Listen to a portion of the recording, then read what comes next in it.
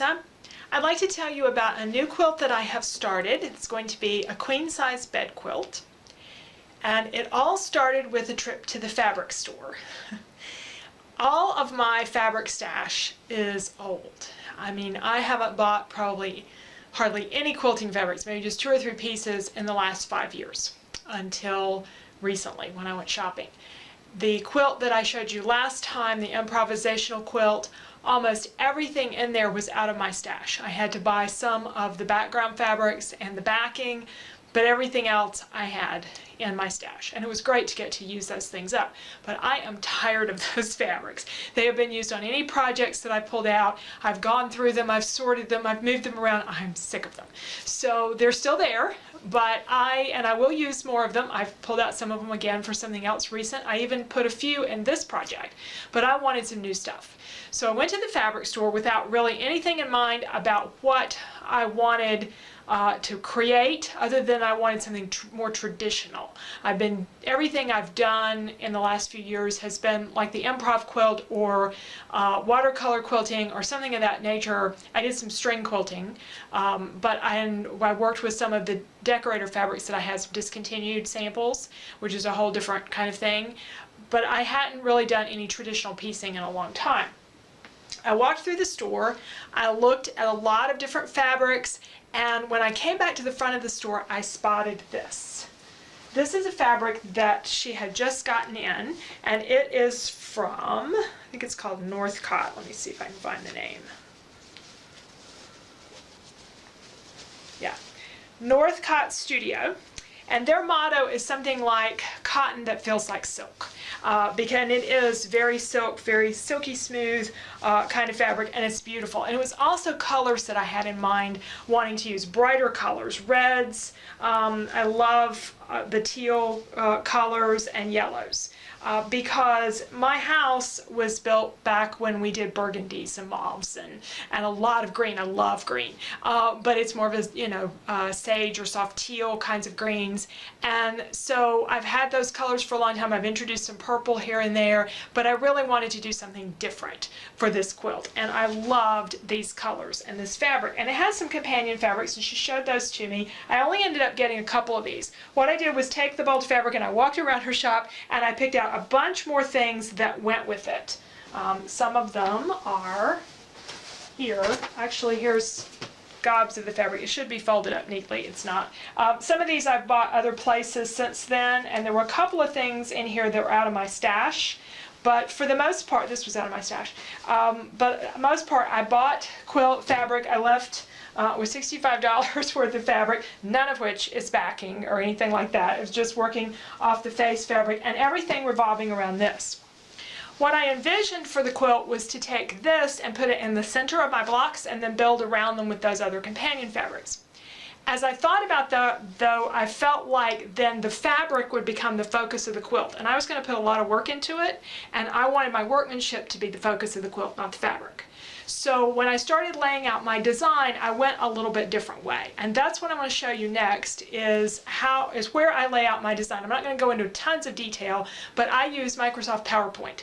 Now that is not what we would think of as traditional quilt design software. I'm sure there are, I don't know, but I assume there are quilt design software programs, but I don't have one because I have PowerPoint. I've had it for years. I've used it for over 20 years and very comfortable with it. So that's what I use to design lots of things, including my quilts. So I'm going to show you a little bit about the design there, and then we'll come back and see some of the blocks. I'm using an older version of PowerPoint. This is Microsoft Office 2010. I just haven't felt the need to upgrade in several years. So if it doesn't look familiar to you if you have PowerPoint, that's probably the reason. But the functionality should be pretty similar from one version to another. The way I create these blocks, and I'm just going to talk about it just in general. If you want to see the real process in this, let me know in the comments. I can create a video that goes through a lot more detail, but just kind of give you a general overview. The first thing I did was recreate the block that I found online, and I'll talk about that block more in a few moments, and I'll give you links for it in the description.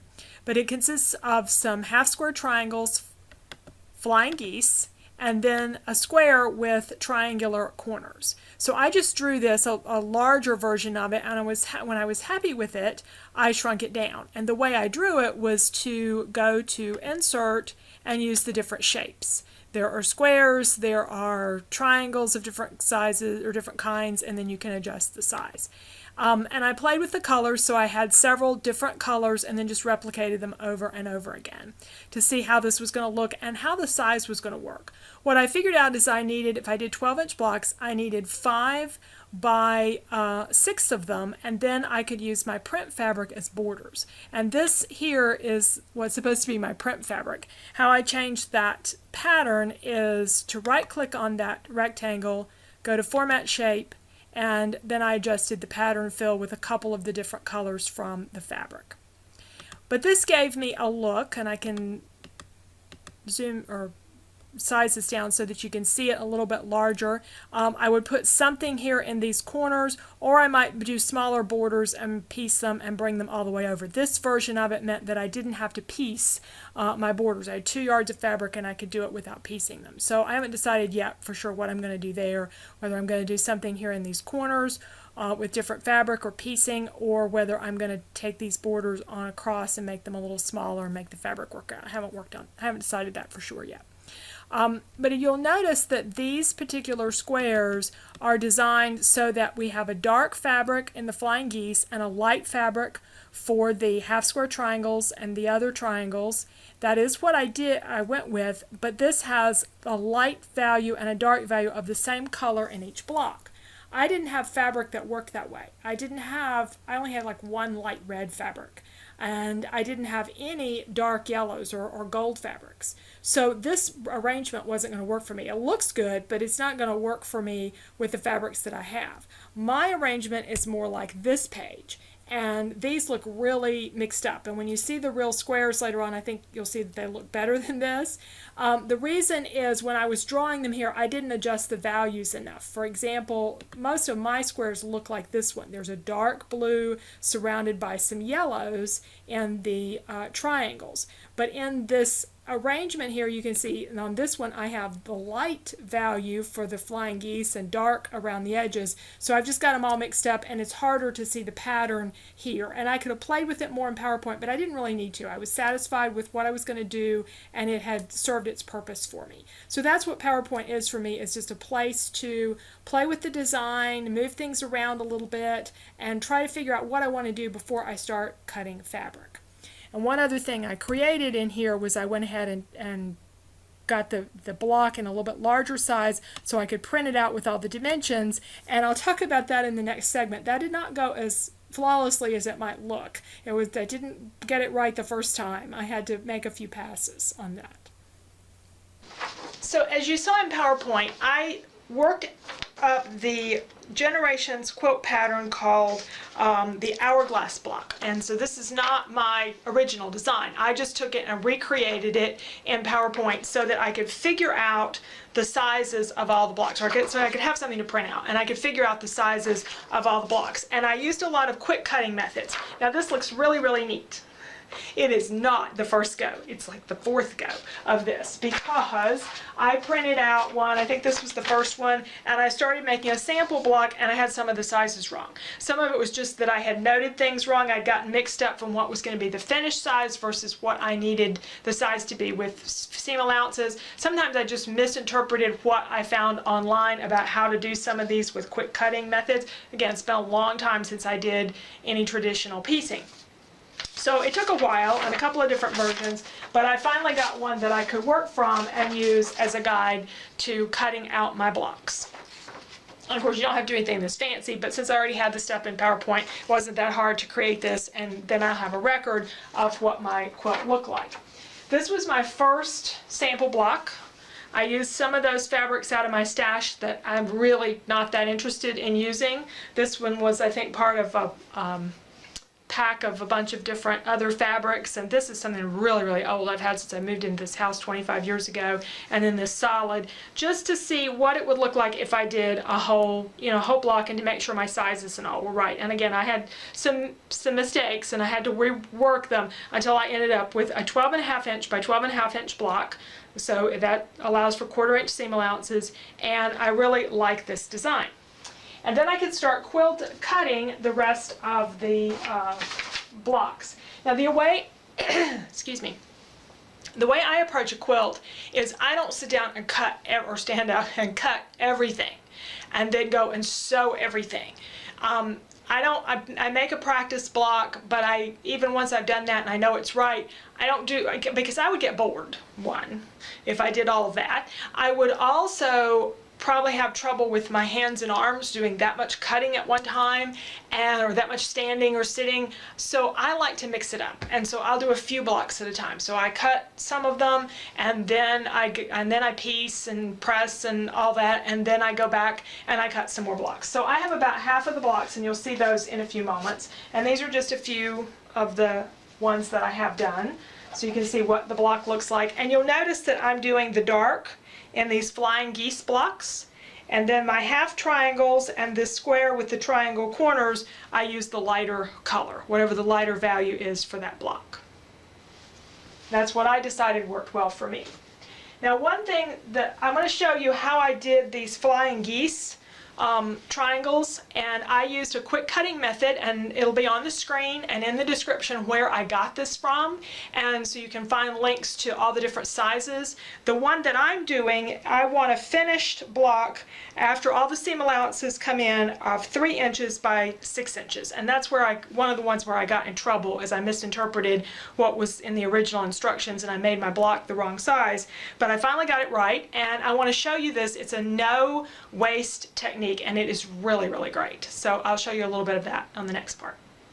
For my flying geese block, I want it 6 inches wide by 3 inches high after all the seam allowances are taken out. So that's the finished size after you've sewn it completely into its quilt on all edges.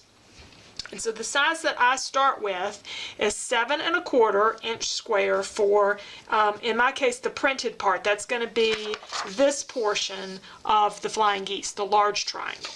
The two side triangles in my case are the ivory, and those need to be 3 7/8 inch squares. So I take the two 3 7/8 inch squares, draw a line through the middle of them, and put them on the larger printed fabric, and then I sew 1/4 inch in from each side, or 1/4 inch from each side of the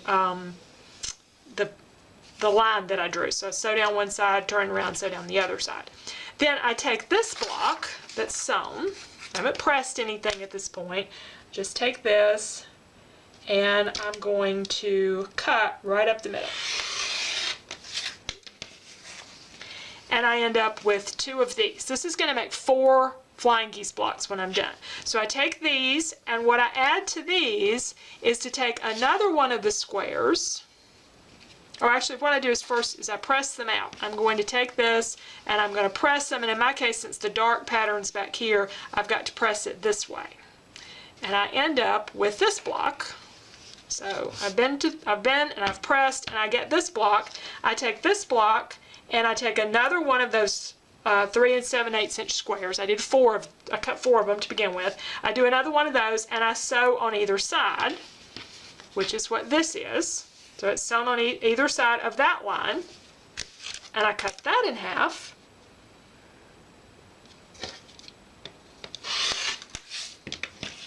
Approximately in half, and then what I want to do is to press this back, and when I press this back, then I will have my 6 inch by 3 inch flying geese block, and I have no waste. And I've done, when I finish, I'll have 4 of these out of 1 7 1/4 inch square and 4 3 7/8 inch squares. Now when you come up with those 4 flying geese blocks, you'll notice that if you have a directional fabric, you'll have some of the stripe, like in this case of a stripe, you'll have some of the stripes going this way, and you'll have some of the stripes going this way. You'll have two of each. So what I had to do when I arranged this block is make sure that I had the ones that went vertically opposite each other and the ones that went horizontally opposite each other. Otherwise, so it really, in this case, it works out really well. It would depend on what you were using the flying geese for as to whether that would work well with the directional fabric. Now, if I don't have a directional fabric, I don't have to worry about that. So when I get the flying geese blocks done, then it's easy to lay out my block. I have the square with all the triangles coming off of it. So I cut a, find my notes here. I cut a 6.5 inch block out of the background fabric, which is an ivory fabric that matched this that I got from Northcott. And so I have a 6.5 inch block, and then I have 3.5 inch squares that I sew to this, and sew right down the middle and fold over and press. There is some waste in doing these blocks, but that's faster to me. I have some half square triangles that also work out to be 3.5 inches square, and there's lots of methods for doing the half square triangles. And then I have my flying geese blocks. So this is how I'm doing what Generations Quilt called the Hourglass block. And I guess they call it the Hourglass block because of this design right here. This area creates an hourglass, and so I assume that's the reason why they call it that. But anyway, their block was a little bit different size, and I just rearranged it in my computer program to get the look that I wanted for this block. And I love it because I had this desire to do half square triangles, but I didn't want stars. So this lets me have a fairly traditional looking design without stars, uses half square triangles, uses some flying geese, some nice fun easy designs, and I've created a whole bunch of blocks. So I'm going to show you those blocks next. So this is where I am so far with my blocks. Now I have not spent a lot of time placing these. I just laid them out on the bed just to kind of see how things were going. I have 16 blocks completed here. On my way to doing 30. And then this is how it's all going to come together with the printed fabric around the border. And I laid a couple of other fabrics just to see about some sashing and another border. Those won't necessarily be the ones I use, but you kind of get the idea of how those are going to work. And I say this is set straight, and that's probably what I'm going to do. I know that's what I'm going to do. And they look good that way. But I can kind of turn the camera here so you can see how these blocks would look if they were set on the diagonal, and that has a really dramatic look to it as well, and the darker colors really pop when you do them on the diagonal. So thanks for joining me as we take a look at my queen size bed quilt and how it's progressing. I will be updating you on how that's going and what's working and what's not. In the meantime, though, I want to keep going on my free motion quilting and get better at that. So I'm going to be doing some more practicing with just scrap fabrics, and I've also started a baby quilt that is really simple to piece. It's just some simple 4 square blocks that I've got 12 of those, and in between them are going to be these star quilt designs. And I've done this in PowerPoint, but this is just my scribbled version because I didn't print out the PowerPoint one. So it will have some pretty stuff in the sashing. This was inspired by a couple of things I saw on Craftsy. So I want to do a baby quilt and that's got some larger blocks so I can get it pieced quickly and I can get onto the quilting and practicing my quilting. So I hope to share that with you one of these days as well. So thanks so much for joining me on this quilting journey that I'm really enjoying this summer.